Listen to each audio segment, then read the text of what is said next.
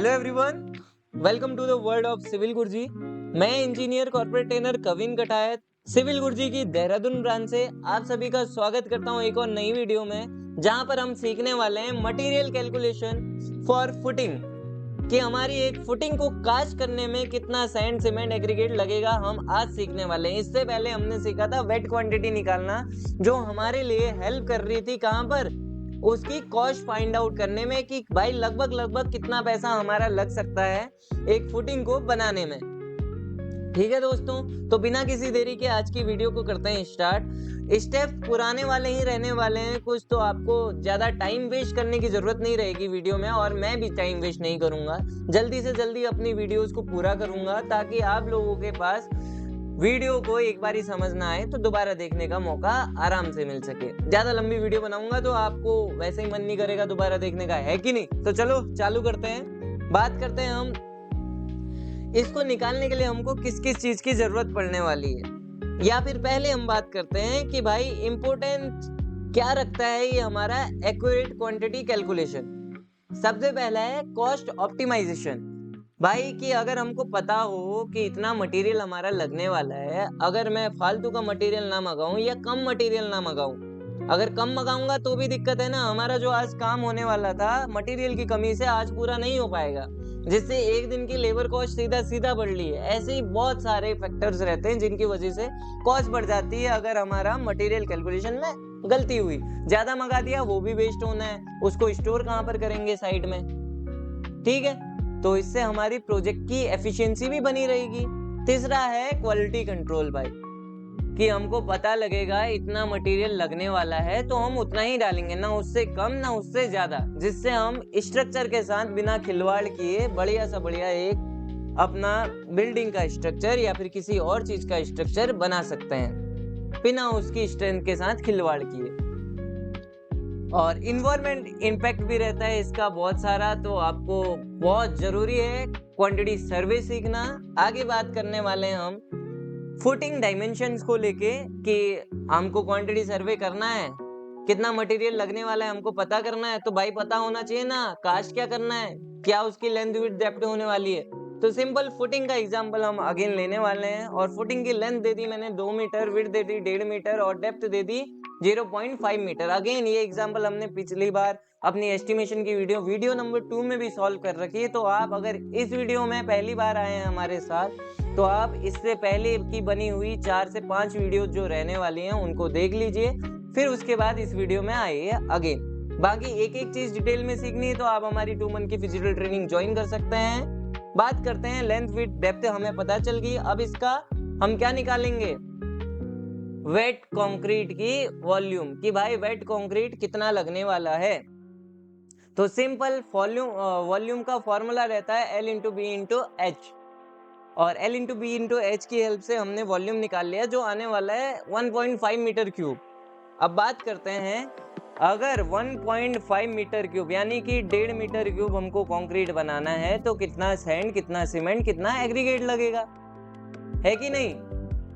तो कैसे लगेगा, आपको क्या लगता है क्या फॉर्मूला होना चाहिए इसका? बताओ बताओ। नहीं आया? चलो हम बताते हैं। सबसे पहले हमको पता होना चाहिए भाई कि ये जो कंक्रीट है, जो 1.5 मीटर क्यूब कंक्रीट है, उसका मिक्स प्रोपोर्शन क्या रहने वाला है। भाई कौन से ग्रेड का वो कंक्रीट है ये तो पता होना चाहिए ना। तो हमने अपना जो भी ये ड्राइंग थी उसमें यूज कर रहे हैं M20 यानी कि 1.5-3 का कंक्रीट रहेगा, जिसमें 1 पार्ट सीमेंट का, 1.5 पार्ट सैंड का और 3 पार्ट एग्रीगेट का रहने वाला है। इस हिसाब से हम इसकी कैलकुलेट करने वाले हैं। अगर इस कंक्रीट में 1 पार्ट सीमेंट का है तो सीमेंट कितना लगेगा, अगर 1.5 पार्ट सैंड का है तो सैंड कितना लगेगा, और एग्रीगेट का पार्ट 3 है यानी कि 3 पार्ट एग्रीगेट है तो कितना हमारा एग्रीगेट लगेगा। एग्रीगेट में भी ध्यान रखना है हमको, अगर हम आरसीसी की बात कर रहे हैं तो यहाँ पर एग्रीगेट के साइज भी आते हैं। एग्रीगेट का ये ध्यान से नोट करके लिख लो भाई, नोट एकदम प्रॉपर नोट करके लिख लेना कि आरसीसी मेंबर में मैक्सिमम साइज ऑफ एग्रीगेट जो रहता है वो 20 mm का रहता है। ठीक हो गया, और पीसीसी में 40 mm का रहता है।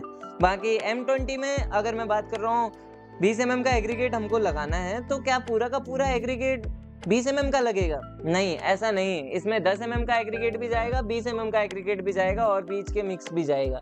ठीक हो गया? तो हम सिंपल ये 20 mm और 10 mm को लेंगे, जिसमें से हम 20 mm ले रहे हैं 60% और 10 mm का ले रहे हैं 40% एग्रीगेट। उस हिसाब से हम कैलकुलेशन करेंगे।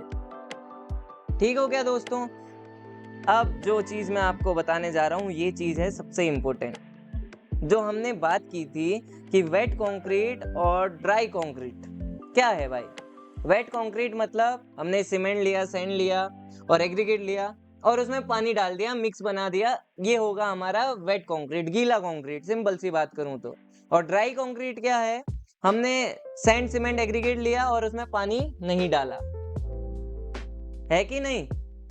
अब आप बताओ कि मेरा अगर मैं सिंपल भी मान के चलता हूँ कि 1 क्यूबिक मीटर हमारा कहीं पर फुटिंग को बनाने में कंक्रीट लगने वाला है, तो हम क्या अगर सूखा हुआ मटेरियल किसी 1 क्यूबिक मीटर वाले मान लेते हैं, हमने पहले शटरिंग लगा दी, शटरिंग में 1 क्यूबिक मीटर हमने मटेरियल डाल दिया अपना सूखा वाला और मिक्स करके 1 क्यूबिक मीटर ड्राई कंक्रीट डाल दिया और उसके बाद उसमें पानी डालेंगे, तो क्या उसकी क्वांटिटी बढ़ेगी या घटेगी?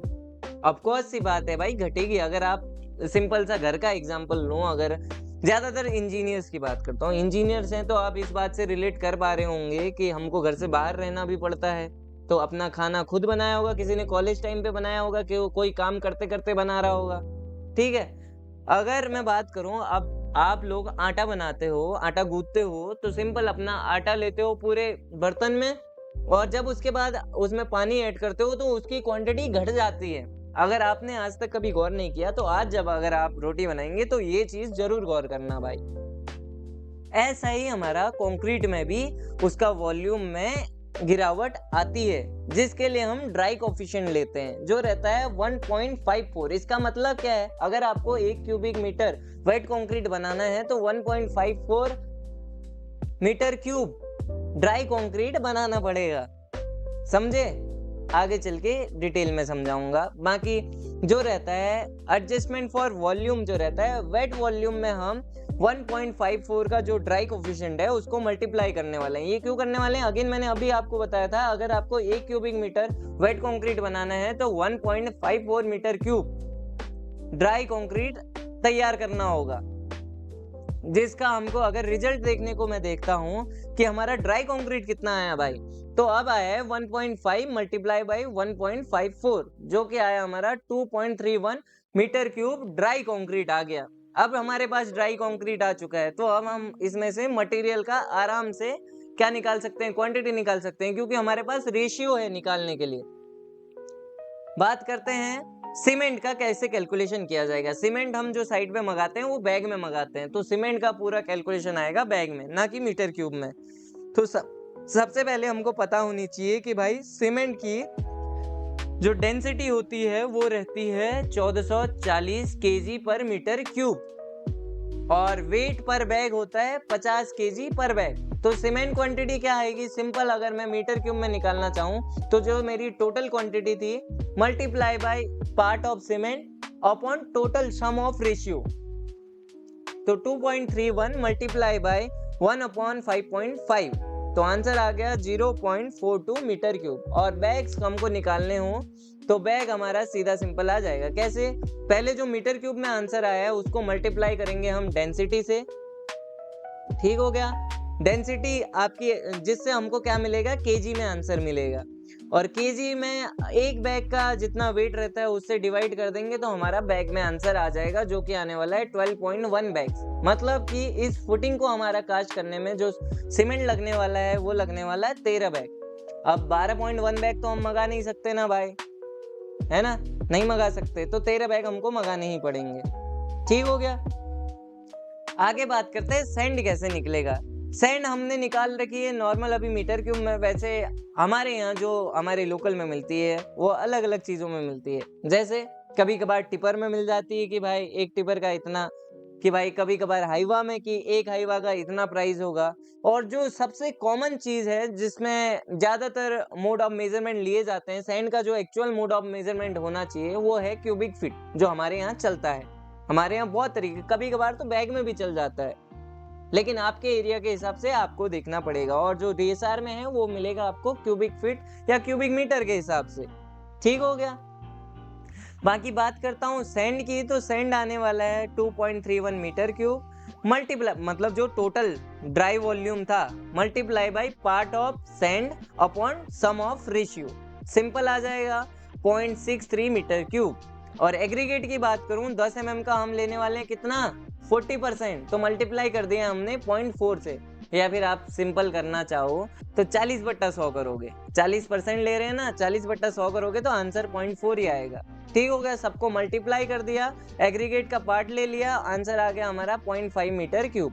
और एग्रीगेट 20 mm का बात करूं तो 60% लिया है, इसलिए हमने 60/100 यानी कि 0.6 से मल्टीप्लाई किया है हमारे टोटल वॉल्यूम के साथ। टोटल वॉल्यूम, कौन सा volume, dry volume, multiply by part of aggregate upon sum of ratio multiply by percentage of aggregate, आ गया हमारा आंसर 0.6376 मीटर क्यूब।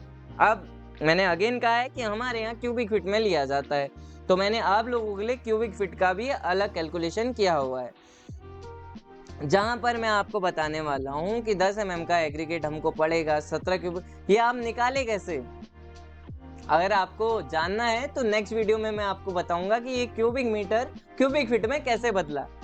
वैसे हम ये चीज पहले दिन सिखाते हैं अपने 2 मंथ की फिजिकल ट्रेनिंग में। सबसे पहला टॉपिक हमारा यूनिट कन्वर्जन ही होता है कि भाइयों, अगर आपसे पूछ दिया किसी मिस्त्री ने, मैशन ने या लेबर ने कि सर ये तो आ रहा है 6 फीट 4 इंच 2 सूत, कितना मीटर हो गया ये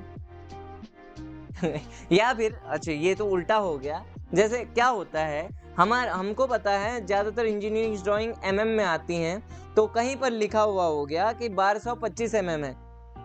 अब 1225 mm को हम लेबर मशीन को बताने जाएं तो उनको फीट इंचेस वाली लैंग्वेज ज्यादा समझ आती है, हम उसको 1225 कहते हैं, वो कुछ और ना ले ले, इसलिए हमको उनको फीट इंचेस में अच्छे से बताना रहता है। तो कैसे बताओगे कितना फीट कितना इंच कितना सूत, यही टॉपिक रहता है हमारे पहले दिन का कि यूनिट कन्वर्जन भाई कैसे किया जाता है, क्यों इतना है जरूरी है।